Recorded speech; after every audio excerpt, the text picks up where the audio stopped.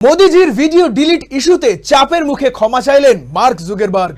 প্রধানমন্ত্রী নরেন্দ্র মোদিজির video delete করা এবং সোশ্যাল মিডিয়ায় ডিপ ফেক বা আপত্তিকর কন্টেন্ট ছড়ানোর মাসুল গুনতে হলো মেটাকে। এবার আর কোনো প্রতিনিধি নয়, খোদ মেটা কর্তা মার্ক জুকারবার্গকে ব্যক্তিগতভাবে ক্ষমা চাইতে হচ্ছে ভারত সরকারের কাছে। ভাবুন একবার, বিশ্বের অন্যতম বড় টেক জায়ান্ট মেটার ওপর কেন্দ্র এমন চরম চাপ তৈরি করলো যে 3 দিনের আলটিমেটাম শেষ হতে না হতেই নতি স্বীকার করতে বাধ্য হলেন জুকারবার্গ। প্রধানমন্ত্রীর একটি ভিডিও ফেসবুক থেকে গায়েব হয়ে যাওয়ার পর থেকে যে ক্ষোভের আগুন জ্বলছিল, সেই বিতর্কে এবার এলো এক অভূতপূর্ব মোড়। ঘটনাটা ঠিক কি হয়েছিল আপনাদের বলি। পড়ুয়া ও যুব সমাজের উদ্দেশ্যে পাঠানো প্রধানমন্ত্রী নরেন্দ্র মোদিজির একটি বিশেষ selfie video social media platform থেকে হঠাৎ করেই উধাও করে দেয় মেটা। প্রায় 5 ঘন্টা ধরে ভিডিওটি গায়েব ছিল। এই ঘটনার পরেই তোলপাড় শুরু হয় দেশ জুড়ে। তথ্য প্রযুক্তি সংক্রান্ত সংসদীয় স্ট্যান্ডিং কমিটি তীব্র ক্ষোভ প্রকাশ করে জানায়, 140 কোটি মানুষের প্রতিনিধির বক্তব্য এভাবে কোনো স্পষ্ট কারণ ছাড়া সরিয়ে দেওয়া চরম দায়িত্ব জ্ঞানহীনতা।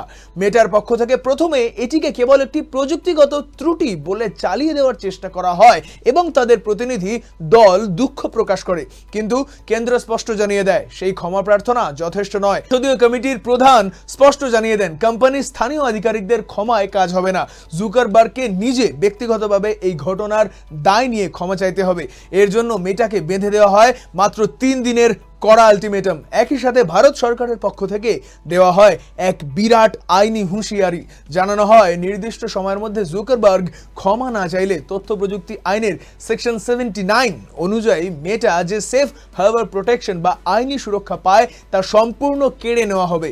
এর সহজ অর্থ হলো, প্ল্যাটফর্মে যে কোনো ব্যবহারকারীর আপত্তিকর পোস্ট বা অপপ্রচারের জন্য সরাসরি মেটার বিরুদ্ধেই ফৌজদারি মামলা করা যেত, যা ভারতের ফেসবুক অ্যান্ড ইনস্টাগ্রামের অস্তিত্বকে সংকটে ফেলে দিত। এই প্রবল আইনি ও কূটনৈতিক চাপের মুখে পড়ে শেষ পর্যন্ত নতি স্বীকার করতে বাধ্য হলেন মার্ক জুকারবার্গ। প্রধানমন্ত্রীর ভিডিও সরানোর পেছনে নিজেদের প্রযুক্তি প্রক্রিয়ার ত্রুটির কথা মেনে নিয়ে দায় স্বীকার করেছেন তিনি। তবে শুধু প্রধানমন্ত্রীর ভিডিওই নয়, ভারতের সংসদীয় বৈঠকে মেটার বিরুদ্ধে ওঠে আরও একাধিক বিস্ফোরক অভিযোগ। কেন মেটা প্ল্যাটফর্মে চাইল্ড পর্নোগ্রাফি, নারীদের বিরুদ্ধে যৌন নির্যাতনমূলক ভিডিও এবং ডিপ ফেকের মতন বিপজ্জনক কন্টেন্ট ছড়িয়ে পড়ছে, তা নিয়ে কাঠগড়ায় তোলা হয় সংস্থাকে। ক্ষোভের মুখে শেষ পর্যন্ত ইনস্টাগ্রাম সহ মেটার নানা প্ল্যাটফর্মে এই ধরনের আপত্তিকর কন্টেন্ট থাকার দায়ও মেনে নিতে হয়েছে মেটা কর্তাকে। এই পুরো ঘটনাটি বিশ্বের সব গ্লোবাল টেক জায়ান্টদের জন্য এক বিরাট বার্তা পাঠালো।